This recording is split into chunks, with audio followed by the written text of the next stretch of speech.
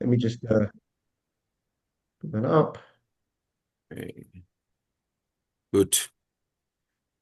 Okay, friends, welcome to this webinar of the National Homeless Network. Uh, can I just ask that if you're not speaking, please mute yourself. So welcome. Um, it's uh, I think we've had a very successful webinar earlier in the year. And of course, one-on-one meetings would always be better, or being together in one's presence. And with that, we have the conference, and Raymond will say something about that at the end.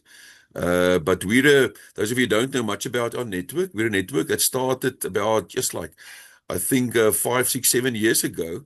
And bottom line is all of us involved with the network are either practitioners, working with homeless people, our work, whether shelters or other kinds of initiatives right across South Africa. Or we are people inclined from the academic or reflective or advocacy, but all about the issue of homeless and how we can really journey with homeless people. And one of the expressions that one of our friends have said, I love this way, avenues or ways out of homelessness. So very welcome to this webinar. So it's not only about us, but about if those of you who've joined for a very specific reason to talk about how do we sustain this work and in terms of money, fundraising, connections, and all that. So very welcome. I see we are already 27 people on the chat. May it be a great experience, and thank you for those that arranged it. And so may you feel welcome and participate and journey with us, not only on this webinar, but as we go forward in building up the network. With that, I hand you over to Raymond. Thank you.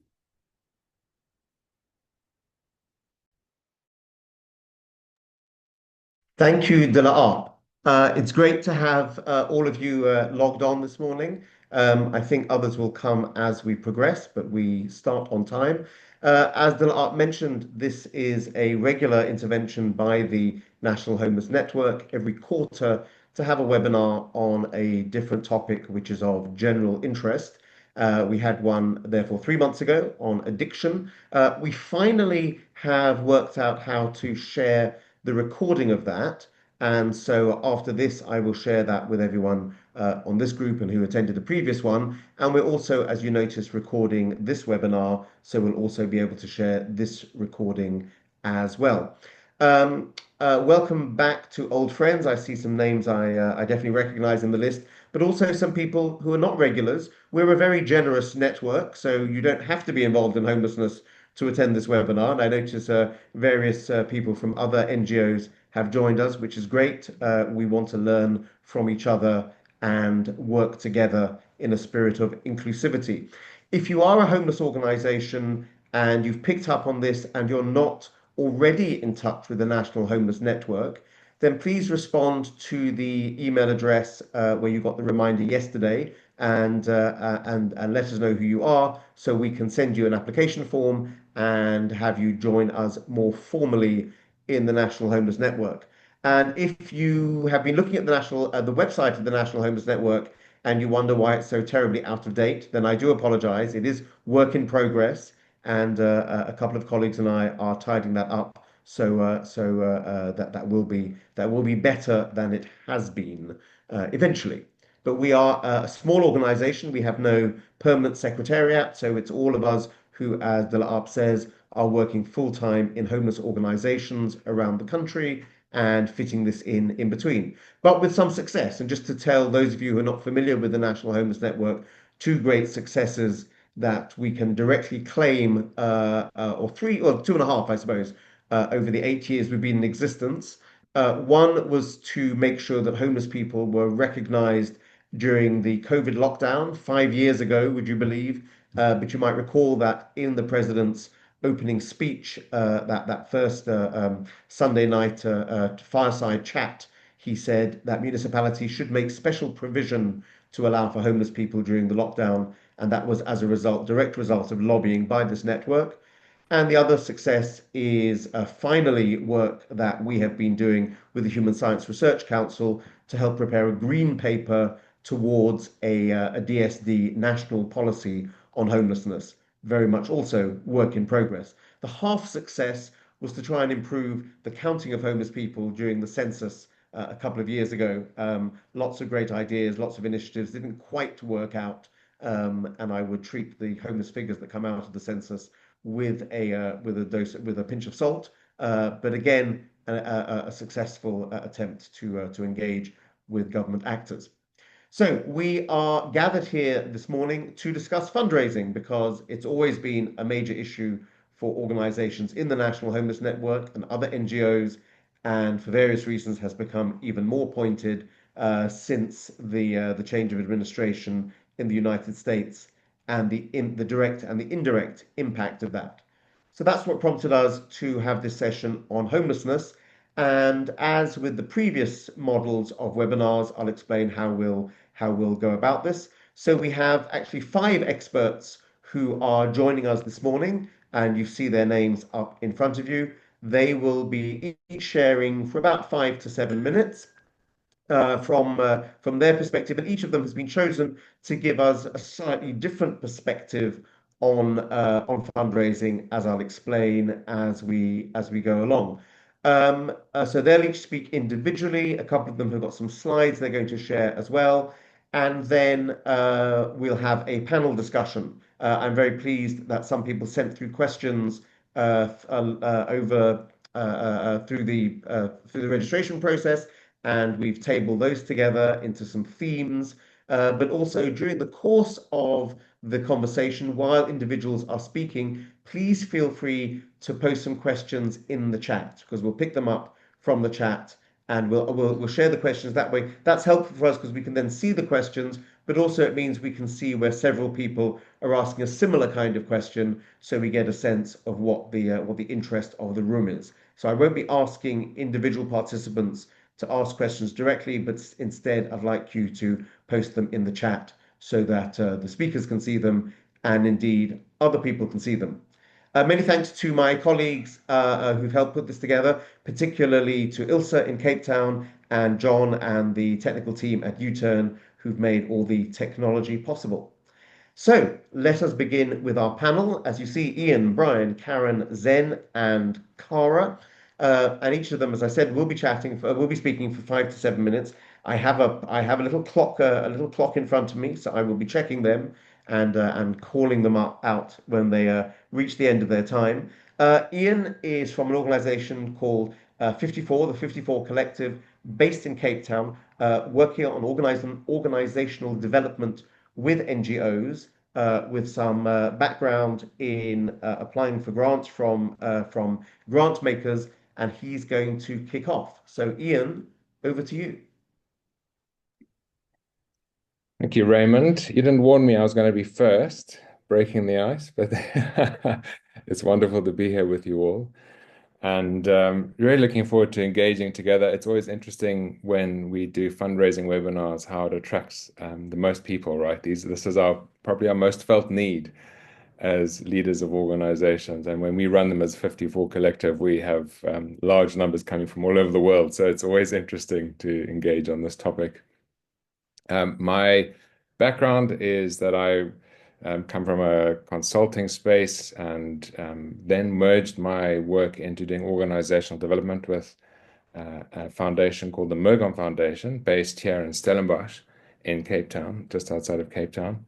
And they partner with nonprofit organizations throughout Africa and the Middle East, about 120 or thereabouts, and walk with them on a journey of partnership, really. And their model of funding is quite unique, and maybe we'll get a chance to share a bit of that. But whilst I was doing organizational development work with them, we linked up with a couple of different foundations that have a real passion for seeing the health of organizations increased. A lot of leaders set out with a passion for something and a challenge within the communities that you're seeing, something that's close to your heart, and you end up leading an organization of 10, 20, 30, maybe more people, and it becomes challenging.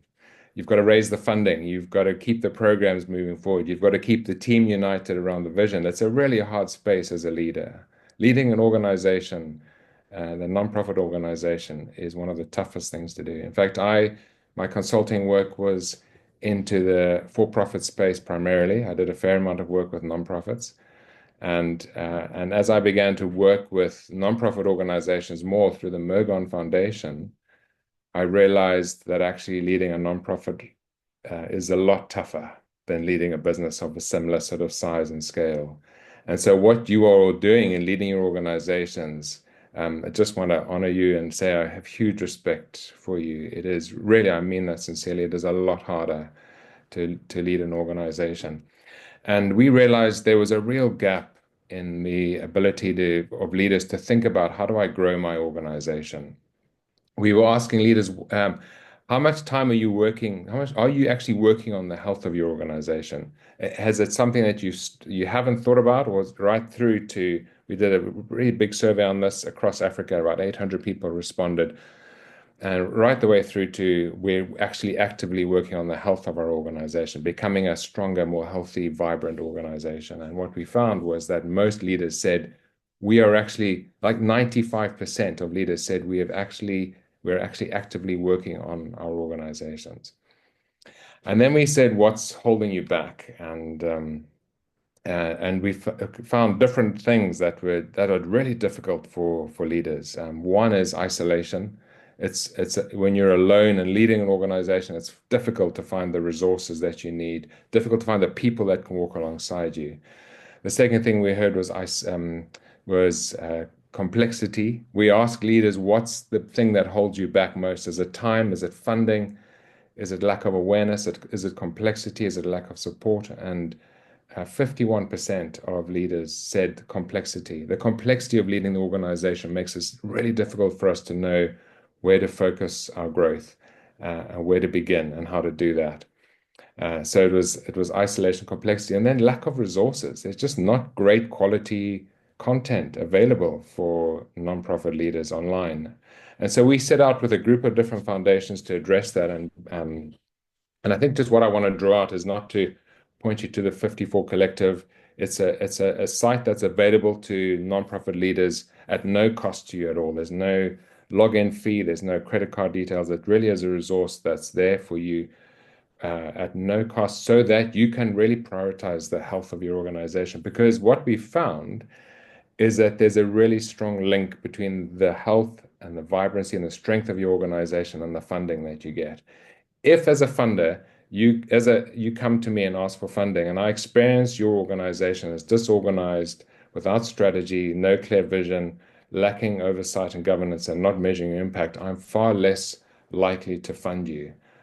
Whereas if I experience you as a vibrant, thriving, healthy organization, there's far more chance that I'm going to align with you. And so we really are encouraging leaders to prioritize taking time to grow your organization. The reality is also that when our organizations are unhealthy, when we're struggling to lead well and to create clear vision, and there's lack of unity and all the different issues we experience within our organizations, when we are unhealthy, it actually sucks energy inward. It sucks energy away from our mission. Whereas when we have created an environment where we are united as a team on a mission together, we have clear vision of where we're going, we actually can start to really focus our energy out towards the mission that we carry. And so we're far more likely to achieve a successful mission. So really my message, my passion, why 54 Collective exists is to equip leaders to grow healthy organizations. There's an online assessment that just gives you a view of 9 different dimensions of your organization. It's an opportunity for you to have a look at your organization through the lens of these different dimensions. Say where we at, where we going, where do we need to focus our growth next? Often you will have founders or foundations or funders saying, we want you to focus this area. This is a priority. You've got to focus on your governance, for example. And they put you through a whole lot of training around governance. And our message is different. And I think this, for Mergon Foundation, where this originates from, is the same sense of you are the ones who know the challenges that you're living with. You're the ones who experience the frustrations of your organization day to day, and you're the ones who know best, therefore, where to focus your growth. And so this whole process is for you to think about, where am I at? Where am I going? And what are the key next steps I need to take to grow my organization, so that we become strong and healthy and sustainable through many years. Transformation, change doesn't happen overnight. It happens over decades and often over generations. So really important that we are thinking long term and sustaining. And this is a really interesting conversation around funding, because a lot of funding is short term. And we are constantly pushing to foundations and philanthropists and funders to say, you've got to think longer term. You've got to work and partner with organizations longer term. So that's a little bit about me, and just from a funding perspective, the link between health and funding, and to say, healthy leaders leading healthy organizations will have sustainable impact. Thanks, Raymond. I think I've got within my 7 minutes there. You have indeed. Well done, Ian. Thank you so much. Lovely to hear from the Western Cape. And our next speaker, just up the road from here, I always think the longest distance in South Africa is between Durban and Maritzburg. But we do have a beautiful new motorway. It's just not opened yet. Brian Sebekongidi is somebody from outside the homeless network. He runs a really wonderful LGBTQI support organization in Maritzburg. And Brian has some experience of fundraising, particularly in the context of Lotto. So Brian very kindly has agreed to speak to us this morning. Brian, welcome. Thank you, Raymond. Good morning, everyone. I won't waste time with introductions because I don't think 5 minutes is enough.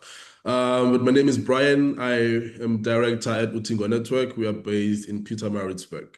So, I'm just going to share my experience in terms of working or applying for, funding with the National Lotteries Commission, which I think, to my best, knowledge, a lot of people are a bit skeptical about applying for funds, from the Lotteries Commission, based on what we all know about the corruption and the mismanagement of funds that we've seen reported in the media.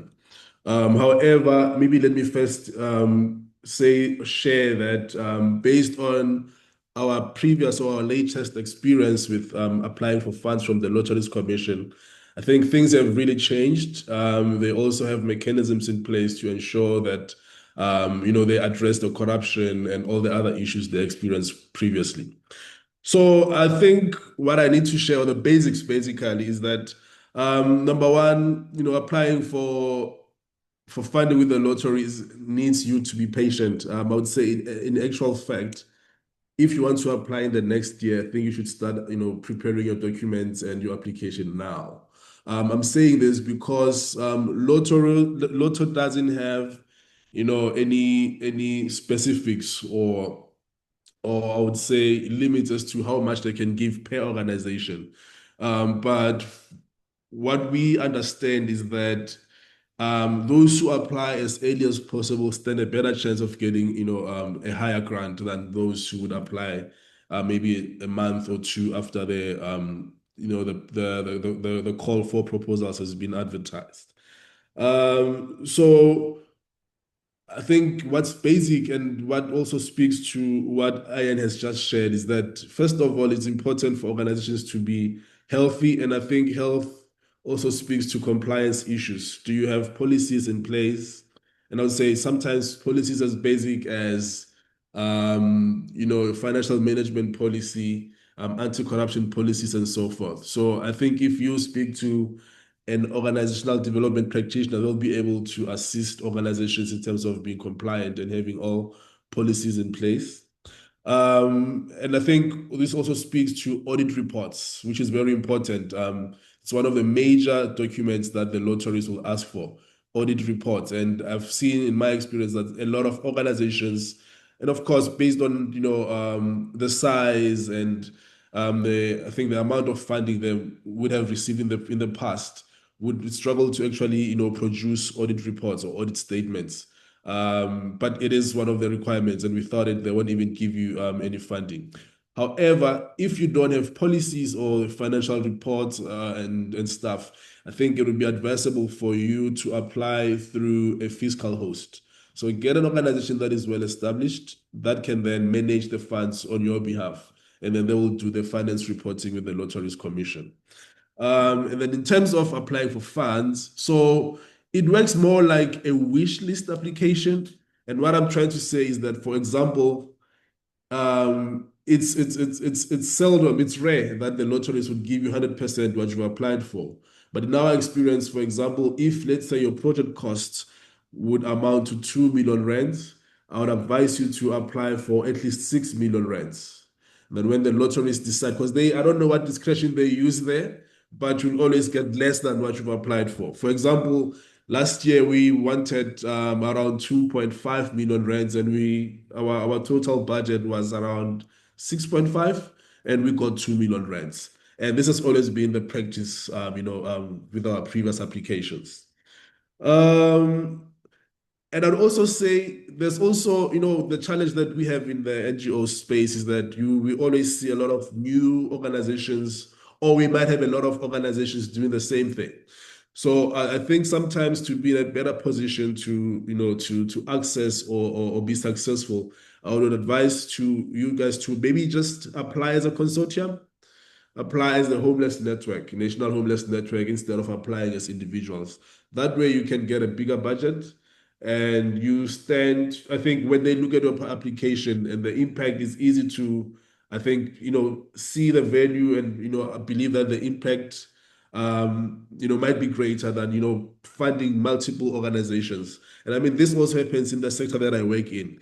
Some funders are a bit skeptical funding new organizations that are up and coming. So they'd rather support those who have been in the game for a long time, because they believe that they understand the game, and they've been working and creating impact in society. But also, I think also when you apply as a consortium, then you can also have a small budget where for capacity building, where you can capacitate small organizations so that in the future they can be able to apply individually. I've spoken about compliance policies and stuff. And then there's also something which also some people think excludes them. When you look at the Lotteries Commission, every year they have different funding focus areas. If your project does not belong to a specific theme or funding area, it's always advisable for you to apply under what they have called miscellaneous projects. And what is nice is that with miscellaneous projects, not a lot of people who apply, because people just assume that since their projects do not fit into the major or the main thematic areas, then they don't qualify. But with the miscellaneous one, anyone with whatever project can apply, and you stand a better chance of also getting more money, because we were advised that people hardly apply for that for that thematic area, and based on that, there's always a lot of money that is left unspent under that budget.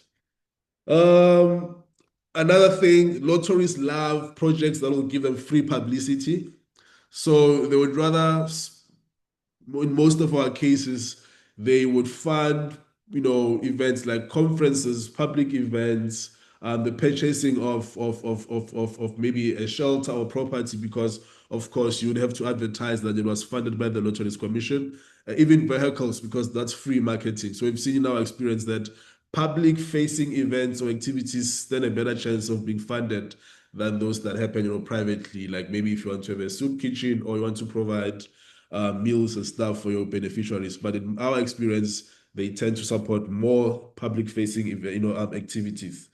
Then, of course, when you apply, make sure that you have all your documents in place. But another important thing, get quotations for everything that you want to apply for. If you have a vehicle as one of the line items, or if you want to purchase property, have all your quotations in place to avoid the back and forth. Finalizing an application with the lotteries can take anything between 3 months to up to a year. So you need to be patient. Like I said, it's best to start preparing now. There's a lot of back and forth. And I think maybe now things might be a bit better, since we can apply online as opposed to previously where people had to physically submit the documents. Not sure how I am with time, but I think I've covered the basics. But basically, I think, yeah, it is possible to get funding from the lotteries. You just need to be strategic. And you'll share my details if you have more questions at the end. Thank you. Ryan, thank you so much. And as Brian said, all of our speakers are happy for us to share their email addresses, contact details at the end of this. All I would ask is please don't write to them asking for funds because they are not funders, but do feel free to follow up with them and look at their organizations. Thank you so much. Both Brian and Ian have stressed the importance of good foundations in an organization when applying for funds. And we have an excellent and well-founded organization just a few miles up the road from me in Durban North called the Domino Foundation. And I'm delighted that Karen has agreed to speak to us this morning. Karen is, I think, is the only person on the panel whose title says fundraising and marketing. So we believe you must be an expert. Welcome, Karen. Thank you so much, Raymond. Thank you, everybody. And I did say to Raymond, please don't put me down as an expert. I'm a scholar in training, always learning. So it's a great privilege. And Ian, what I've loved learning from you is just a healthy organization. I definitely suffered burnout after 5 years of leading, thinking that I was the savior. And been in the game for about 15 years. I've worked in about 4 different organizations in Durban. And Brian, I just do want to salute you because I've been through the lotto process once. That was enough.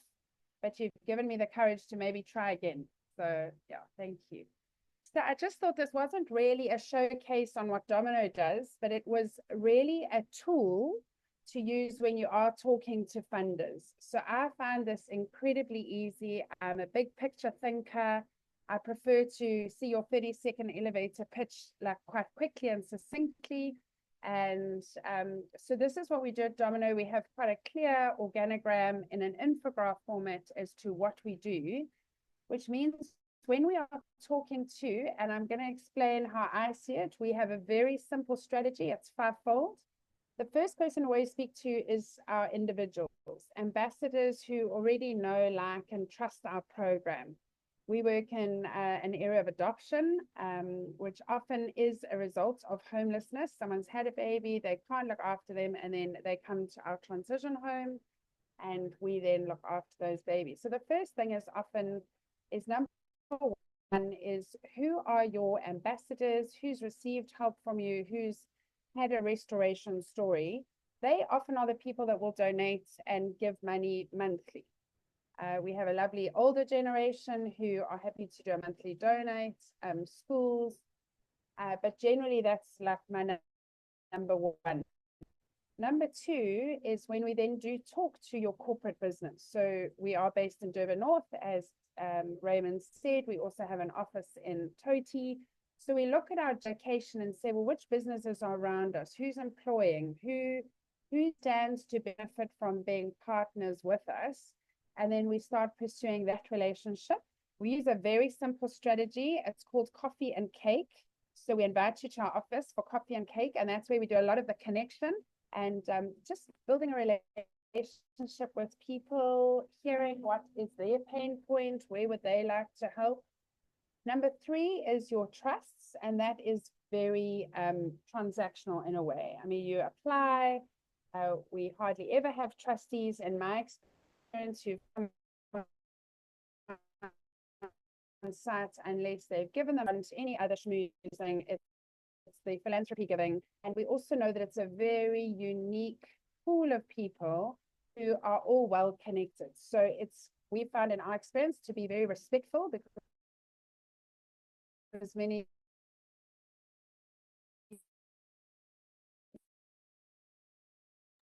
Karen, can I just interrupt you? Your sound isn't very clear. So if you could just speak a bit more slowly and a bit more loudly. sit on many boards and they all know each other and they all go out to lunch together. So yes, no? Can you hear me better? A little bit, just we're not picking up your sound very clearly. So maybe just speak a bit more loudly and a bit more slowly.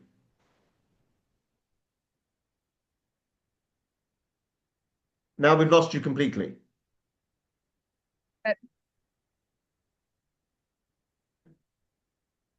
Can you hear me now? Ah, No? much better. Yes. Yes. No, you've gone again.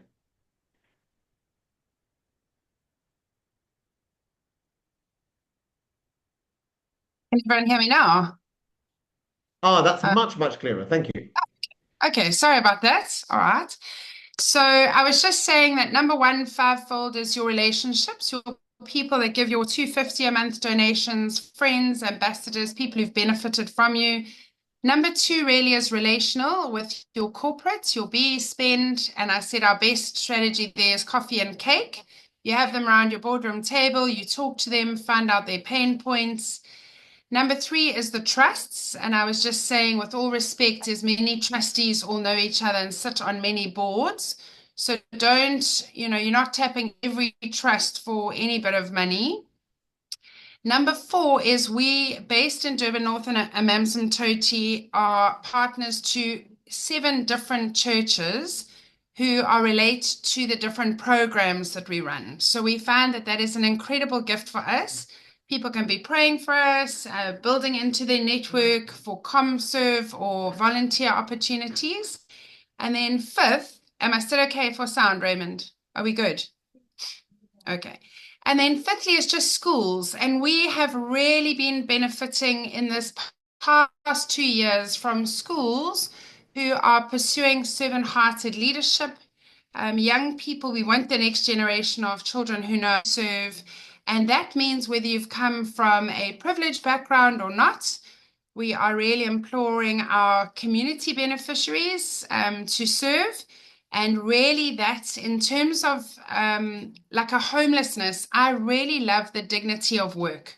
So no matter what we ask people to do, everybody has a contribution. So I really hoped that you heard my heart in the beginning, is that wasn't necessarily a plug at Domino. It was just the big picture thinking. When we talk to any of our partners or we engage in a conversation, we love giving them an infograph of what we do, finding out their pain point, and then really talking to what is our mutual benefit. So I think if I check my chat, am I all on time despite having lost some sound? Thank you. Lovely. Thank you. Thank you, Karen. I think some really important insights there from Karen about clarity, being clear about what you do and how you do it, and being able to present that to people who are interested, but also looking at different aspects of your local community and how they may be of benefit.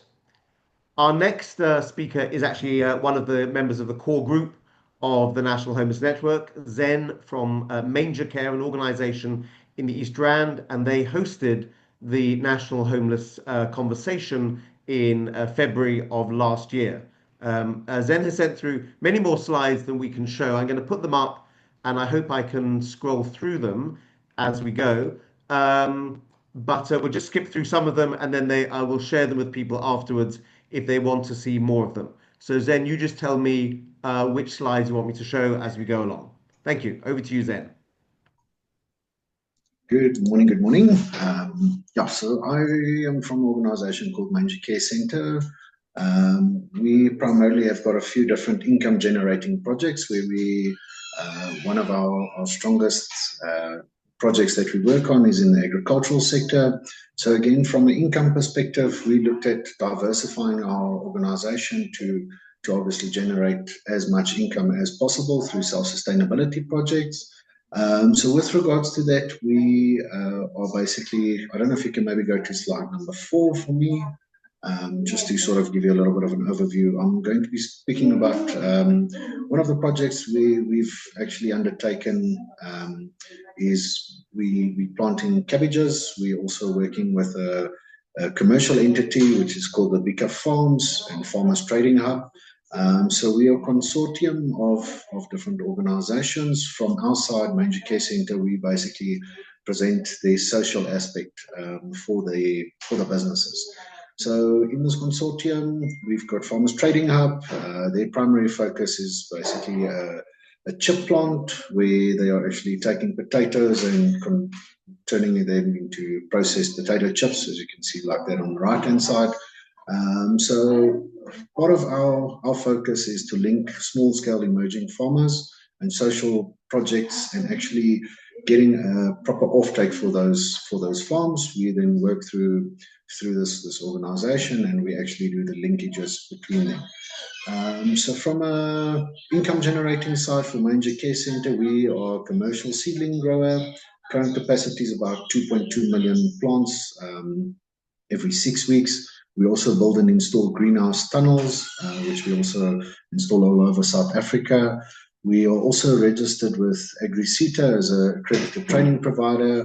And basically, in turn for all of these services, we obviously charge a certain nominal fee, and that fee then goes towards the self-sustainability of the organization and gets reincorporated and assists us in our running expenses for that.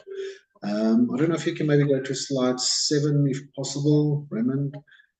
So specifically, we've got one project which is in Babsfontein. On this project, we are just doing monocropping. Monocropping is where we've got 2 hectares currently planted and additional 3 hectares that we are basically busy with. Just to give you some perspective as well, when it comes to these farming projects, we'll obviously start the project from start to finish, implement all of the growing methodologies. We do the standard operating procedures, the quality management systems. We're farming this land as well. So we're also incorporating the social aspect. This site specifically, we will be focusing on housing about 300 homeless people. Part of that skill set is then obviously to train the beneficiaries on this project in farming methodologies, as well as a couple of other different training modules. Raymond, I don't know the middle photo is actually a video, if you can play that. Thank you. Yeah, so just to put it in a bit of perspective, this land is 2 hectares that we've planted. Income that you could possibly generate through something like this would probably be close to about 300 to about 500,000 rand per season per hectare. So just on this land alone, you could be doing close to 1.2 million rand as an income generating project for your organization. That would be per season. So obviously in agriculture, we've got 3 seasons pertaining to crop, or 4 seasons pertaining to crop.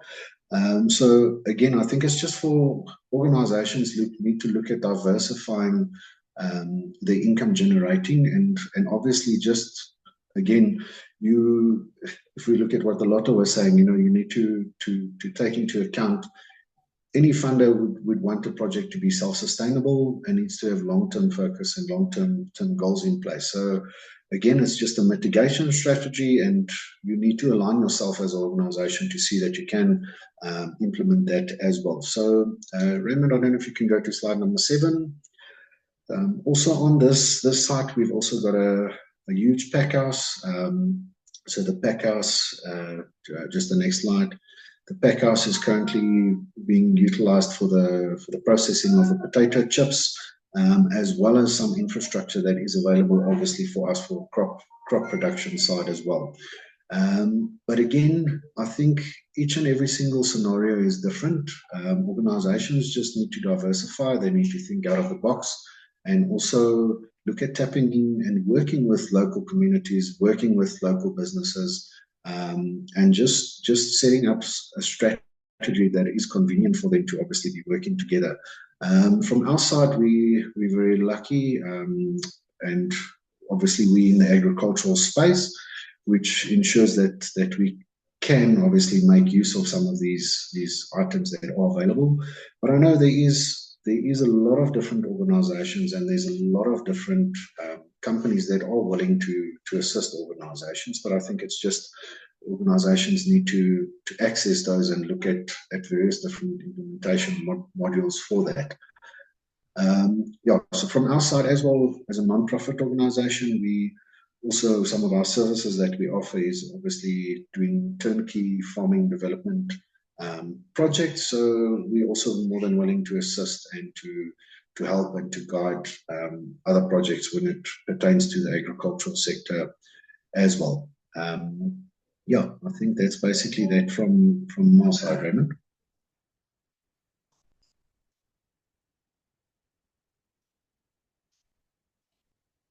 unmute myself. Thanks very much, Zen. And as I said, if people want to see the fuller set of slides, then Zen is happy to make those available.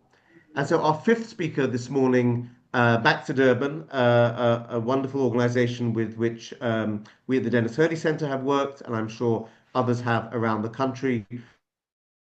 The Hollywood Foundation, which is, as the name suggests, linked to the Hollywood organization, corporate organization, and Cara Noble will talk a bit about the perspective of NGO fundraising from a corporate point of view. Cara, over to you. Thank you so much, Raymond, and it's been really wonderful listening to the speakers. I think such valid points. I wish we had a 3-hour session and we could really get our hands dirty with some of, I'd love to ask more questions to some of the really great things that have been said. I think from my side, I'm privileged to have been on both sides of the coin. I'm a social worker by trade with over 18 years in the NPO space, and I am now in the funding space, which is obviously coming from the person writing proposals and trying to hustle at BRIs and the rest of it, as people at NPOs do. Everyone has an opportunity, even new family, friends you've never met before. And coming to the space where we're in a foundation where we're receiving hundreds and hundreds of proposals daily. And so I'm just going to share a few things that are from our side that I think are kind of like red flags or possibly why you would not get funding and things to be aware of. I think know the business. It's so common that I get proposals that still that are calling me something else, like Lotto. And it's like, okay, I'm not Lotto. They're obviously doing 5. You know how it goes. You do 5, you change the name, and then you make a flipsy at like 5 paragraphs down. And then suddenly it says there, oh, sorry, I'm not too sure why that's happening. My apologies. It says my microphone is echoing. Okay, I'm in a small meeting room, so I'm sorry. Okay, great. So yeah, I think Cara, don't worry. Your sound is fine. Your sound is fine. Don't worry. Okay. So I think it's very important to always double check before you send something. I think that's really an important thing to do. Sometimes it's good to have another colleague have a look if possible. I know that's a tall ask, but making a mistake and calling a beneficiary another name is really not a good one. And it could seem quite unprofessional from the business side, calling checkers Pick and Pay or vice versa, depending where you're getting funding from. Different businesses work differently. What you do find in the small business space, like your like for example, a plumbing company, or you'll have a small business like 50 people in, could be a small printing business, etc. I think if those companies are around 50 people and under, you would find that a lot of those businesses have a lot more leeway, they're a lot more flexible, they're a lot more heart-driven. So they will have a pull to what your organization is doing and they'll want to connect. It could be a passion story. I think like Karen mentioned before, about how people have had an experience and now lean into that, like for example adopting a child, etc., and would feel the need to connect, and that definitely does happen. But when you go in the corporate space and you're getting nearly over 100 people, the way those organizations are governed is actually quite it's quite different. And yes, heartstrings are there for what someone or a team is passionate about, but there is also a bigger picture. And obviously a lot of buzzwords that there are now, it's job creation, it's skills development, it's hubs, capacity building, and staff team building. And it's kind of like, I feel we in that same COVID space. And the NPO, when I was during COVID, we realized that as social workers, we couldn't do our job. We couldn't do hospital visits. We couldn't do home visits. We couldn't do support groups. So we had to figure out how on earth are we still going to be, how can we survive COVID? How can we still reach our patients and pivot to be attractive to donors, etc., when we are challenged? And I think we're kind of in that same space now in the funding space where things are changing. And obviously job creation is one of the biggest things, and access to the economy, because of our large scale unemployment in South Africa, which obviously then leads to homelessness and why so many people can't find jobs. So I think it's really important that when we are doing proposals and we are asking for funding, we are quite clear. And something to also, I must mention, is heartstrings and shock tactics. So I think this is also something that a lot of NPOs have done for many years. It worked for many years, but the last 10 years, it doesn't really work like that. Sending very graphic images, sending stories like, if you don't fund us now, we will close our doors tomorrow, putting those kind of things on Facebook. Without you now, we will have nothing. Unfortunately, that makes you look like you don't have good governance, because I think, as Zen said, it's very challenging to always have secure funding because of the fact that so many organizations rely on grants. Look at the travesty with America and how the US has impacted so many NPOs in our space. So many organizations closing down or having massive retrenchments and being on skeleton staff. So it's a very challenging space. And so I think that whole model of NPOs seeing how they can be more sustainable on their own without relying only on donors, because things are changing now. Companies funded you for 2 years, and now they've changed direction for the next 2 years. And now, instead of focusing on this, they're focusing on birds and rhino conservation. It does not mean they do not care about your organization, but anything more than 2 years is already a lot for a lot of big organizations, because they're meant to have new strategies every 2 years to work in a different kind of organization, a different kind of space. So I'm encouraging you to pivot. I'm encouraging you to think of new things. And I think to try and see how you can connect to what are big buzzwords and what is big corporate looking for. And one of them is to create jobs. And actually, what everyone is doing in different spaces, there is many ways to link back to that, but I think it's a question of how can you be relevant in those spaces? Because instead of sending a letter about how terrible homelessness is and how hard it is for people, you need a solution that you're going to give people access to jobs, and through this plan, etc., etc. So I think it's definitely a big thing. Also, please remember, we're working with an organization. You might have received a grant, and you are now at the handover or whatever the function is. Now you've been dealing with Jimmy. Jimmy is not there. Cara and Raymond are there. Cara and Raymond do not know what is going on. Raymond is moaning, oh, Cara is so disorganized and did not tell me this. I don't have the banners. It's kind of those things that switch corporates off, because now I'm dealing with Jimmy. Jimmy said everything was waxed. I've got an email trail. Raymond and Cara weren't part of anything. Therefore, what's our experience? Disorganized. If they can't even do something like this, how are they able to do anything else? We will not fund you again. They probably won't even tell you. Just be like, no, thank you. So those are small things we don't realize, that corporates expect you as an NPO to act like a corporate, even though you have an nth of the money and an nth of the resources, but they want you to look, sound, and smell like a corporate. Because when they bring you to their business to do an outreach or sell little key rings or do something special for your next fundraising initiative, when you come looking like Scotty Morris, it's not cute anymore. Oh, shame. Look at that poor, wonderful NPO that looks terrible and all their shirts are ripped. And okay, I'm not being dramatic, but you get what I'm saying. I think it's the corporate space is a different animal. Unfortunately, they want to look good with you. And I think it's really challenging with corporate funding because they want you to look a certain way. And it puts a lot of pressure on NPOs because they have a budget for marketing material. And then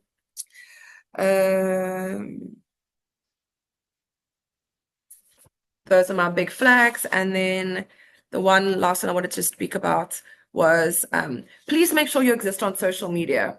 And I think just like you're going to research the organization to be funding, like, oh, so I see you work with children or this, not these blank proposals. I also want to go back to something that Brian said, which is very important, is about having options. You can't send one option to a corporate. We are doing this and we want you to fund this now, and you want 200,000 Rand with no breakdown. It's never, ever, ever going to happen, which the worst thing of it all, most corporates are not going to give you cash. They want to prove that you're going to do the right things with the funding. So give options. Look at your range of programs you have. And just like the wonderful work done there by Domino Foundation, give options so that at the end of the day, that corporate can say, you know what, we don't do skills development. We don't do food. We don't do this. But you know what?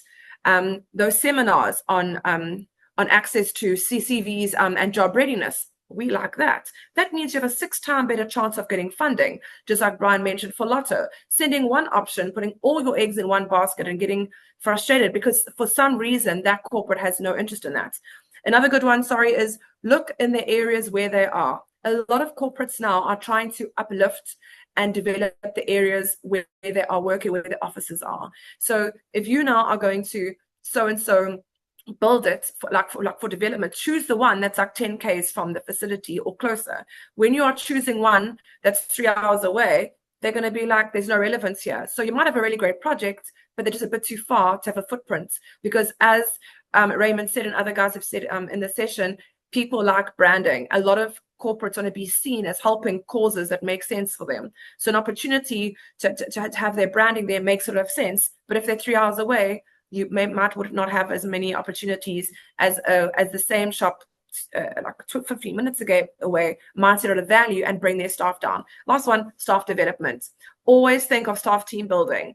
Anything you're doing, always make staff team building a part of your proposal, because even though you might not get what you want, you might leave with something, which is staff coming to do X at your place. And as an activity, they could see what you're doing, it could open the door, and it could lead to more things. So don't be disheartened.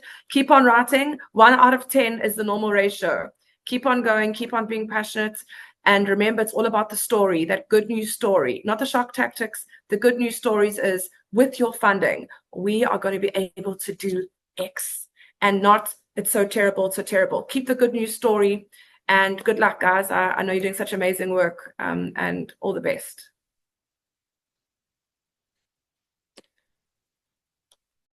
Thank you so much, Cara. Thank you for stepping in and joining us, and thank you for those really useful and very concrete insights. So we've got now about half an hour for a panel discussion. I'm hoping that a number of our panelists will respond to the different questions. I've got some questions that people already sent in advance, but I'm tracking the chat. So please post questions in there. So we'll take questions that way. Don't put your hands up, because we won't take questions that way, but instead ask you to just write them in the chat, please. So let me start off by picking up something which Cara has already talked about: the use of social media, the use of photography, the use of other media mechanisms for telling the story, and ask a couple of our panelists to talk about that. Karen, what's been your experience of how to use photography and social media? Yeah, I'm 100% with Cara. Gone are the things that really dignity. Plus with the Poppy Act, you know, can you hear me? Can you hear better, yeah. me? No, we've lost you again, Cara. Yeah. Karen. Yeah, so I'm 100% with Cara. Great photo. Hear me now? I'm still. You keep coming and going, Karen. I don't know if you can address that. While you address that, let me turn to Zen. He used Can you hear me? photography in his. I don't know how to pull it out.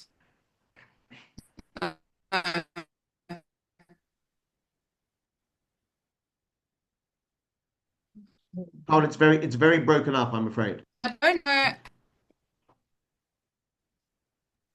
Maybe switch your video off, Karen. Maybe the video is affecting. We can at least hear you talk, maybe.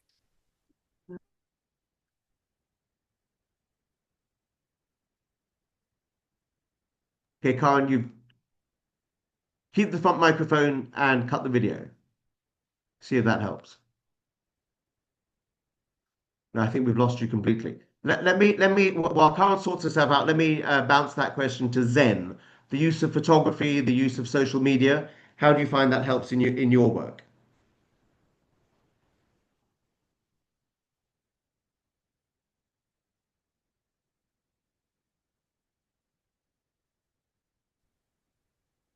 Zen, are you there? Can you hear me now? Yeah. So we've also seen that you have to be using the cross-platform marketing tools just to promote your organization, firstly. Secondly, you also get quite a few followers. We've also seen that corporates often actually look at your social platform as well as part of doing their due diligence. And again, it's also a good tool for feedback, obviously, to the community. So I think if any organization is not utilizing those specific social media aspects, you really need to look at doing that. And it should be one of your foundations. It's obviously a lot of free marketing as far as you can get. I think also for a lot of smaller organizations, again, it's a tool for you to promote your organization. So yeah, it would be something that I'd say is a must for any organization.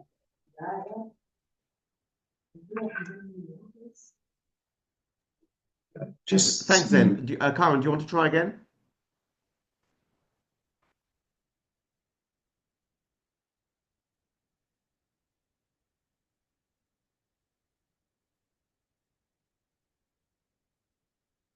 Okay, Karen, we've lost you. You've lost you completely now. Brian, could you address this question in the context, particularly a lot of our organizations are dealing with marginalized communities and people who are sensitive about their images being used. I imagine that's something in your work as well. How do you work around that? Okay, I think at first I just want to say, like Karen said, a picture tells a thousand words. So when I took over Utigo Network this was 3 years ago, so we had a social media presence, but the presence didn't really tell stories of what work we were actually doing. So, and then I saw the importance of this presence. So what we do now, with every picture that we share, we also write a short caption, but this caption has to be so good that it summarizes everything that you've been doing. So be it a workshop, a support group, but of course there are ethics around pictures. You first need to get consent from the people who are in that particular activity, be it a workshop or whatever, if they give you consent. Also with minors, we don't show pictures. Sometimes you can just take a picture from the back, and sometimes even in certain engagements, even a hand or just a side of the face is enough. But what's more important is the caption that accompanies the image or the video or whatever. And we have two good stories that came out from our social media presence. So in the LGBTI sector, we have quite a lot of foundations who actually invite organizations to submit proposals. So they don't advertise calls. You can't even approach them unless you're invited. And so what we did, we made sure that we follow all these foundations and different people. And we had two good stories where two different foundations who followed our work on Instagram and Facebook sent us an inbox on Facebook telling us about their call for proposals and actually saying that they've been following our work, and based on what they've been engaging with, they saw that we align with their objectives. So then they asked us to submit concept notes. And today we have those two funders, and it's generous money. It's also unrestricted funding. So pictures really tell a good story. Don't shy away from telling stories, but of course in an ethical way.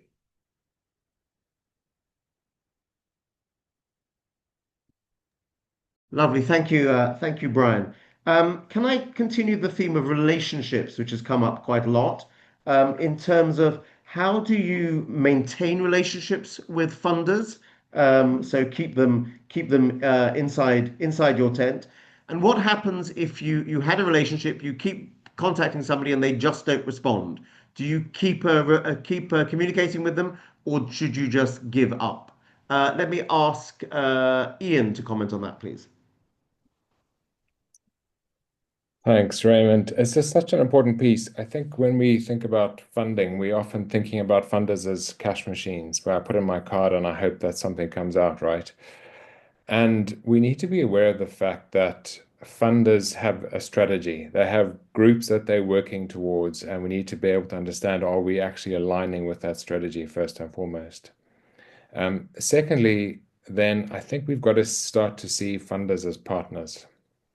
As Cara mentioned, particularly now with AI tools, people are easily churning out applications to grant makers and foundations and funders. And so, from what I'm seeing, funders are being swamped with applications. And they are going to go with the ones where there is a partnership, walking together, where there's an alignment of heart and of mission and of strategy. And so I think that funding relationship piece is really important to sustain and maintain and to prioritize as a partnership and as not as a cash machine. And I think that's a mindset that as leaders of organizations that need funding, we need to shift. We need to see them as partners walking alongside us. It is so like practically, how do you do that? And I think it's knowing and understanding how much they want you to communicate, how regularly they want to receive communication from you, and staying in tune with where they're at and what they are facing. What is their strategy? What is their plan? How are they doing? Check in with them. I think that's important. So sustaining that relationship practically can be really important.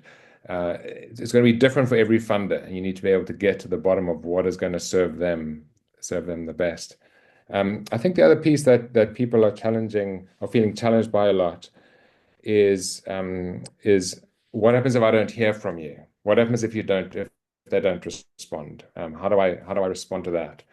And I think what we've heard from both Brian and Cara is be patient. Sometimes it feels like when you're putting an application into a fund that's going into a black hole, right? And I've experienced that very much and see that from a funding and from a leader perspective on nonprofits. So there needs to be a patience and a realization that sometimes we're just not aligning, and I need to go back and take it as a learning opportunity rather than a frustrated with the funder piece. You need to understand funders are swamped with applications. So just, I think, patience and being willing to review and say, what am I doing? What am I not doing well? Learn about that. Grow the way you're communicating. Grow the way you're demonstrating your mission, your vision, and how your strategy is going to enable you to fulfill that mission and vision is really important. Thank you. And please do note, participants, there are some good comments also being added in the chat room. Cara, you wanted to comment on this? Yes, I just want to thank you, Ian. I think it's a very difficult space to be in, I think, with the volume issue that we for example, the Hollywood we're currently facing. And so what my recommendation would be, I'd say about 3 follow-ups and every 2 weeks max. So some of the time there are like 3 things happening.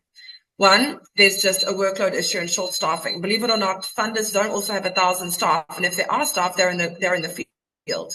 Then they're still funding programs, still vetting organizations, etc. They're not just at the office, caring about only emails. So just like when you guys are out, the same kind of system happens. And then also a lot of loopholes with corporates. It's not as simple as when you're an MPO and you guys have a meeting on a Monday and make a decision and roll it out. When you're in a corporate, it's got a CSI and must then go to, so for example, the person that received it must then go motivate to the head. Then the head must go and have a meeting with the team. They decide like, okay, have multiple projects happen in that area in the last 6 months. Okay, fine, it could be on next year's cycle. So it's just not as simple in the corporate space because you have a lot of hoops to jump through in order to get, and people and certain management levels to actually get an approval. So I would say every 2 weeks maximum, like don't do more than that. I've had so many situations where I've been emailed like every 2 days where people have added us to webinars and put our and to Teams meetings, and it's like a team meeting starting and we're on it and we're like, oh my gosh, we didn't reply. And I think there is a bit of arrogance out there. Obviously, Hollywood Bets is a successful company, but the foundation is doing really great work across different departments: bursaries, enterprise supply development, CSI, and sports development.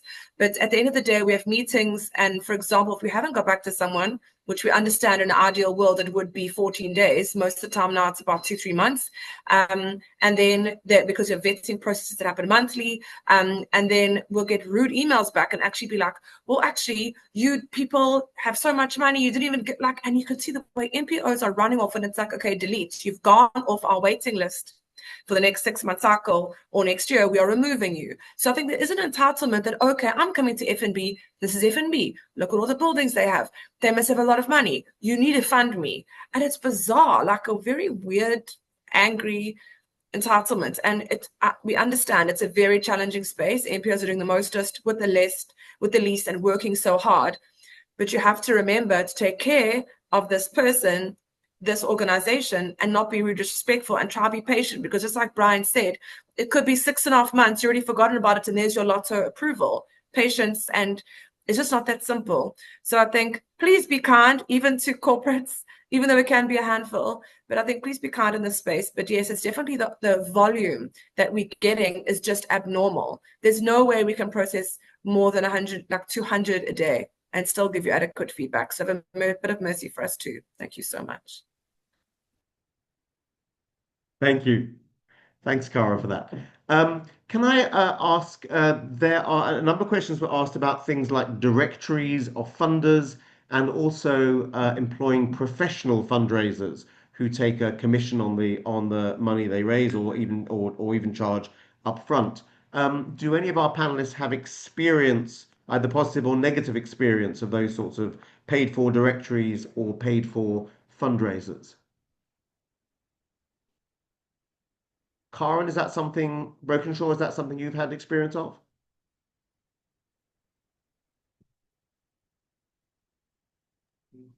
Can you hear me now?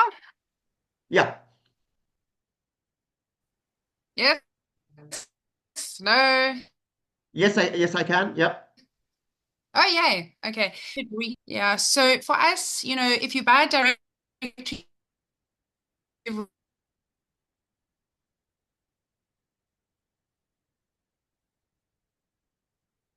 Okay. really got to work it. You've really got to what you want to do. We've not done external. I haven't fundraised or been as a fundraiser for an organization I don't work for. I find it quite hard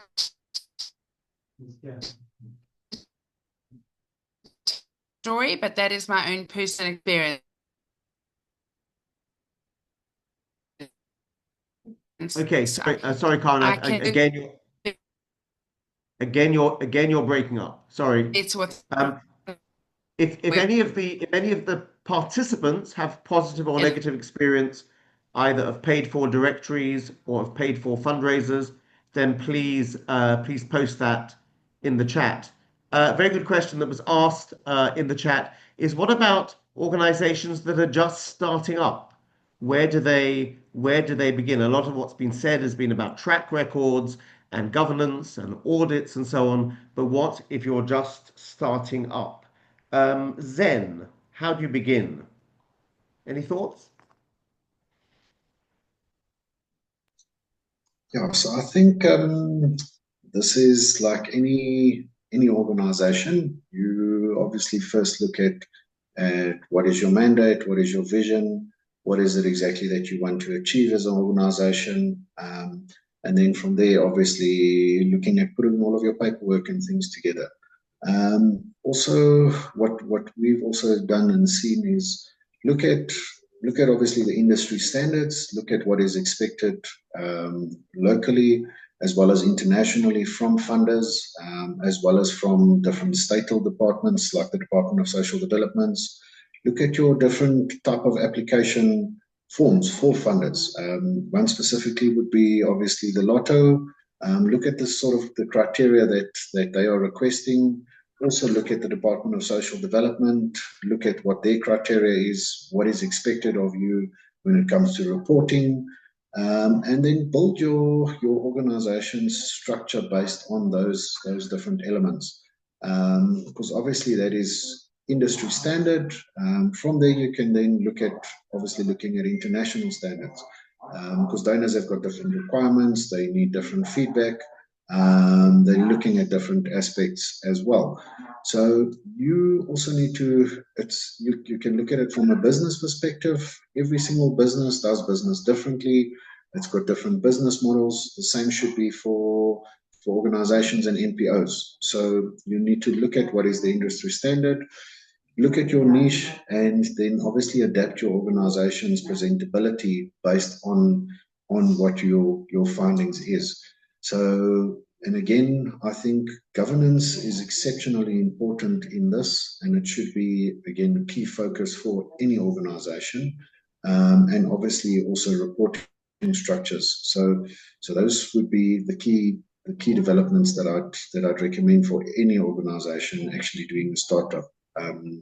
Yeah, I know with fundraising programs, We've had to do in the past with external fundraisers and actually doing fundraising cycles for us.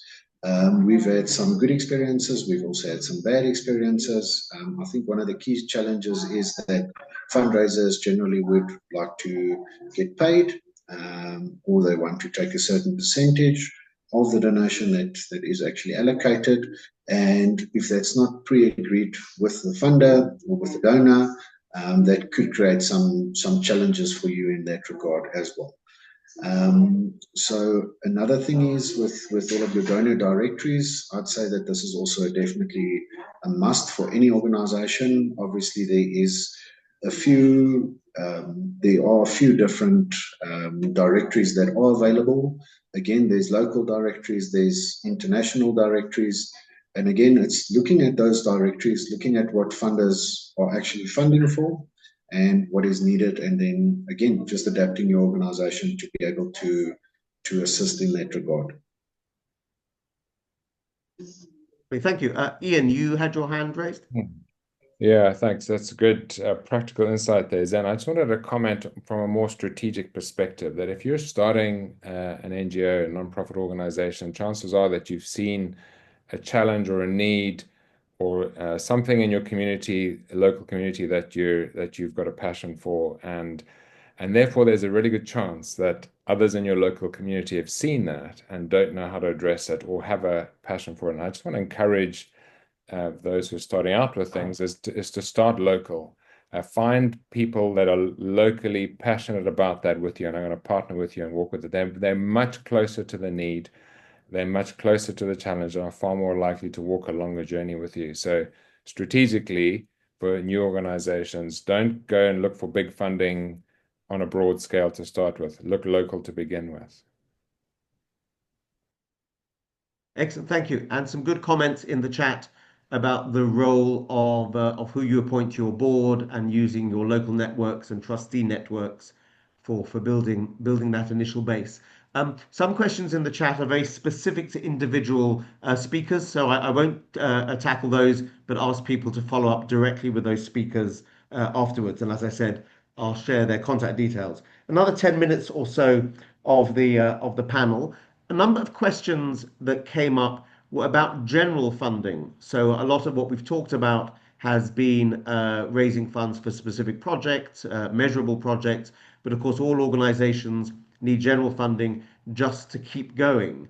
How do we manage that? Where do we turn to for general funding, or do we need to support general funding through funding for targeted activities? Karen, I'm going to try you again in the hope that your sound is better. Give it a go.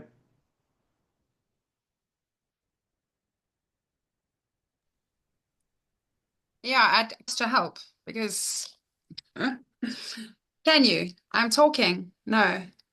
Yeah, okay. So I think just increasingly people, and I'm sure Kara, you'll agree, and Ian, it's just, sustainability is how you're helping you help yourself.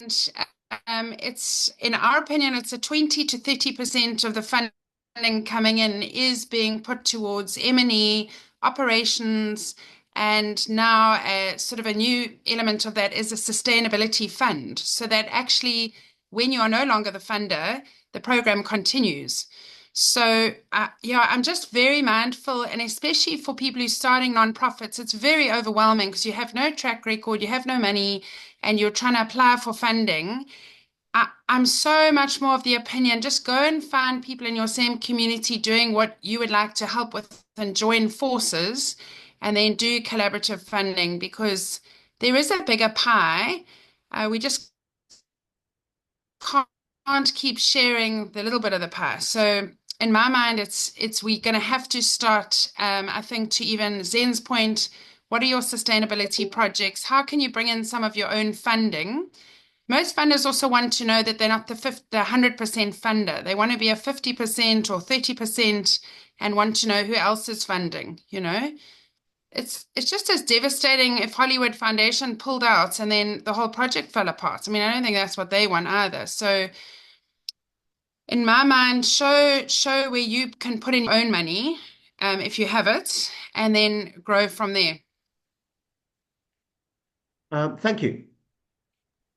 Anyone else on our panel want Yeah, to? Raymond, could I, sorry, I don't want to hug Please. the mic, but Yeah. I'm really passionate about this topic because we see a lot of organizations that have to get project funding, and a certain amount of project funding, as normally a fixed percentage, is allowed to go towards operational expenses.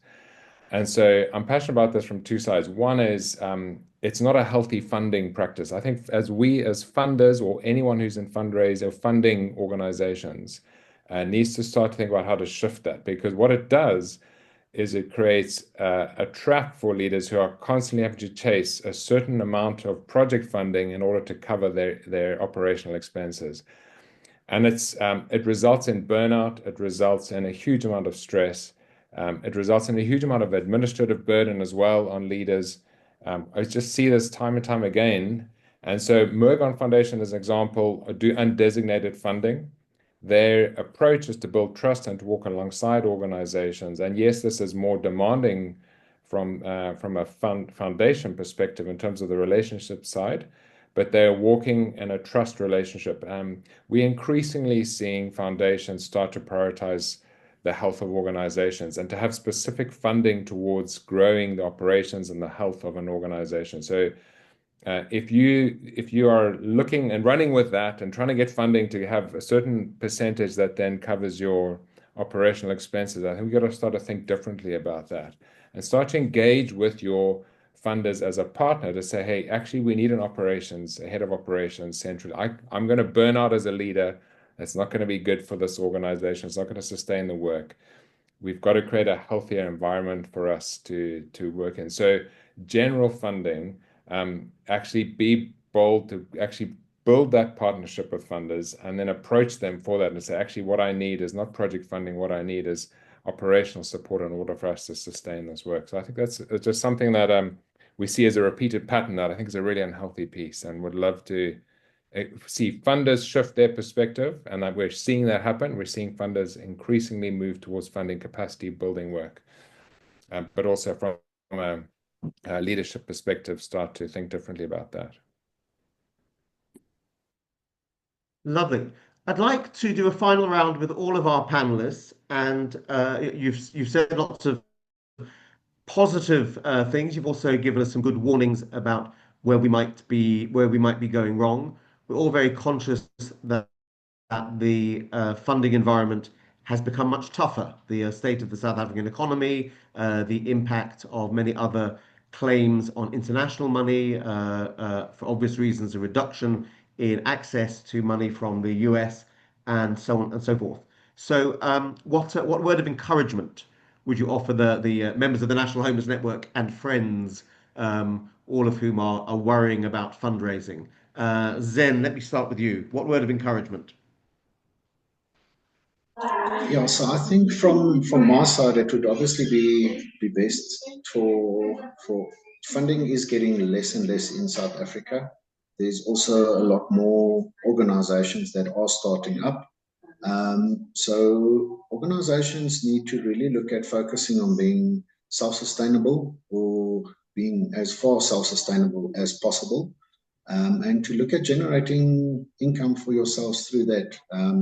Again, it will only strengthen your organization, first from a financial aspect, and secondly for donor attraction. Donors want to get involved with organizations that are self-sustainable. So yeah, I think it's definitely something that organizations needs to look at doing, no matter what sort of your focus area is. But yeah, it's really something that all organizations need to be looking at doing. Thank you. Cara, words of encouragement. So I'm not going to close with words of encouragement. I'm going to please remind you to do a detailed budget when you are sending in a proposal. We often get one-liners: operational expenses, 1 million, marketing, 500,000, admin costs. And it's like, so what I'm saying, there is no time. We have every month we sit through like maybe 300, 400 that made it through the first phase? No, because no one has time to get back to you about these things. So when you're doing a budget, please make sure operational expenses is a swear word in the corporate space. Maybe 15% are like, yes, we know they've got qualified staff members, they must pay. Yes, you must pay for those social workers and counselors and professional trainers for farming, etc. The rest of them are like, no, why must you pay for that? We want to pay the goods, which is very frustrating. We feel you. But operational expenses, please put detail down. If you're going to be farming or whatever it is, put the operational expenses, put it there. Break down the 100,000 Rand. If it is marketing, say there. Shirts, like co-branded shirts for staff. Do the work, find the costing. That for this thing at all the malls, whatever it's going to be, it's going to be the banners, the branding, and put the detail there. You would find out a lot of the time the corporate would say, it's fine. We have an internal guy. We'll do the branding for you and we'll give you cash for the other 3 items you're doing. And we're not going to do that. But it's the first way you get removed from an opportunity is when you don't give detail to why do you want 4.5 million Rand or even 80,000. So please be detailed. Keep on trying. Please keep on trying. I know it's very difficult and it gets very hard getting a lot of rejections, but I always say it's the 1 in 10 ratio. Briar's work, and it's all about having a passion and people wanting to buy into you.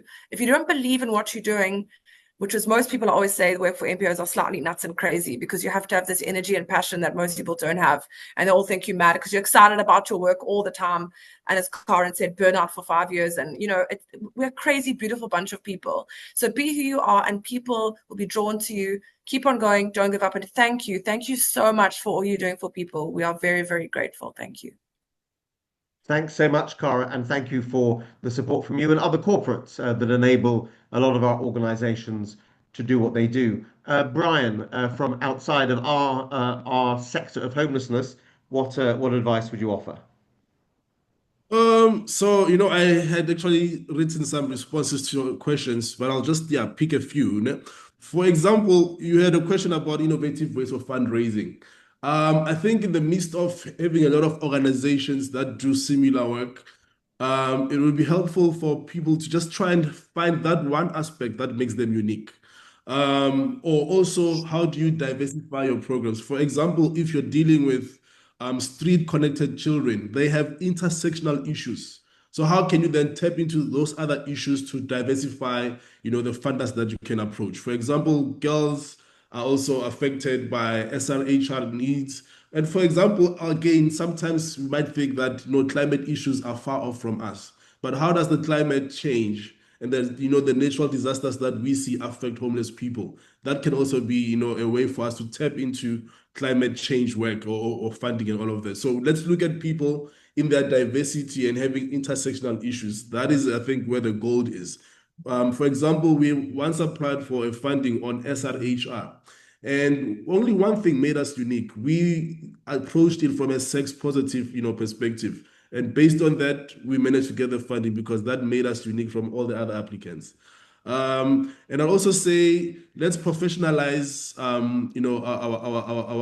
our organizations. Where possible, get professionals to work because that also helps you, bridge the skills gap. But also it's important to have a board component that has relevant skills that will help you grow your organization.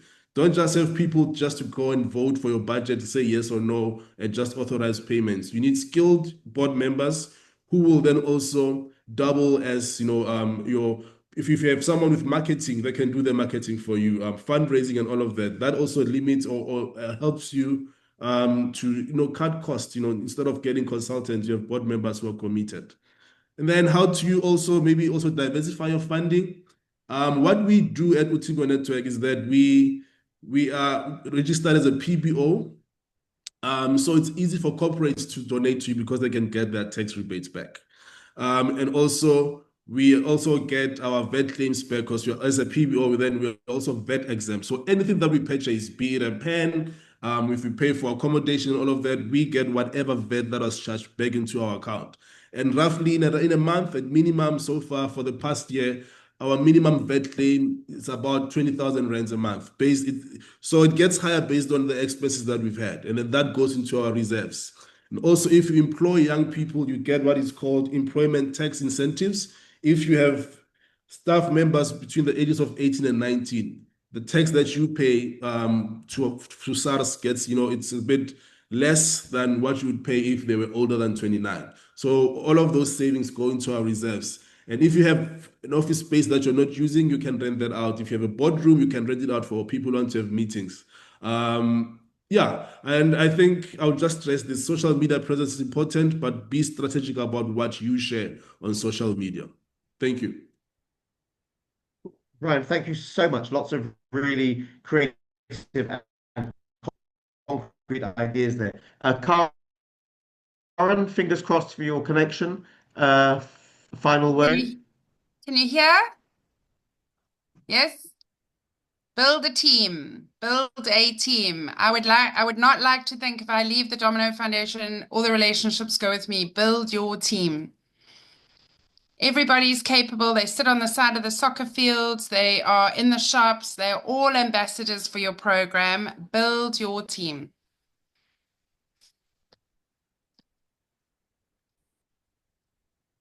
Lovely, thank you. And Ian, a final word from you, and just if you could remind people about the online a health check for NGOs. Great. Thanks, Raymond. I think just a word of encouragement would be that each and one of you is carrying a dream, a vision in your heart for a better world, a better community around you, and don't lose that dream. It's hard in leadership, it's tough, and you can become jaded, you can become hardened, you can lose the passion for that dream. And ultimately, I think Cara said this, it's people are going to buy into you and the partnership with you. And so know what your dream is, know where you're going, and know the next step you need to take towards that dream. Have that really, really clear and be able to articulate that clearly. So just that assessment that we built is called the 9D assessment. It's at our 54 Collective site. It's a free assessment for you and your leadership team to have a look at your organization, and it really helps you clarify what the next step is, where you need to focus your growth. Make that organizational development piece, whether it's team, whether it's strategy, whether it's board, make it a part of the rhythm of your every week as a leadership group. Just growing healthy organizations is going to attract funding, and we see that consistently. Healthy, vibrant, thriving organizations are going to get the funding. Lovely. Thank you so much, Ian. Really good, positive words and things that we can certainly act on. Our next National Homeless Network webinar will be the middle of August, the 13th of August. So while we're just finishing off, if you've got any ideas for subjects, themes you want us to look at, or speakers you want to hear from, if you want to offer yourself as a speaker, then either pop it in the chat now or send an email back to the National Homeless Network email address because we're beginning to plan for that next webinar, and make a note in your diary, Wednesday, the 13th of August. I've noticed an advert for a fundraising seminar being organized by the NPO network on the 11th of June. So I will share that with everyone. I don't know what it's about or how good it is, but anyway, I'll share it with you and you can judge for yourselves. And as I said at the beginning, I'll share with all of the participants the websites and also the contact details of our panelists. But please, as I said at the beginning, that is not an invitation. Cara already is dealing with 300 applications a day. She doesn't want another 300 from today. But if you do apply, make sure you follow the very good and very sensible advice that she has given. I don't know if any of the other core group members have anything they want to share before we move on. Raise a hand if you do. Otherwise, we will be, as I say, we'll be turning this recording into, I think, a YouTube video so you can watch it and share it. We should get the transcript of this as well, and also the transcript from the chat room, and that will be shared with all of you in the next little while. So let me use the last minutes to say a big thank you to the five panelists who gave up their time so generously to be with us today. Thank you to all of you who have participated from all around the country. I think we have certainly every major metropolitan represented, and some other smaller cities from around the country as well, which is very much the point of the National Homeless Network. And let me remind you that we have a chance to meet together in person. So the National Homeless Conversation, the eighth of this of its kind, will take place in Cape Town on the 3rd, 4th, and 5th of November. It's far enough away. We hope that you can make plans to raise some funds, get a ticket, get there, and join us. And the Cape Town team will be cooking up a great event for us. That's the 3rd, 4th, and 5th of November in Cape Town. So, at exactly 11:30, let me say a big thank you to all of you. Wish you all a wonderful rest of the day and good luck with your fundraising. Thank you. Thanks, Raymond. Thanks, everybody. Raymond. Well, Thank you. Thank you very Bye-bye. much. Bye.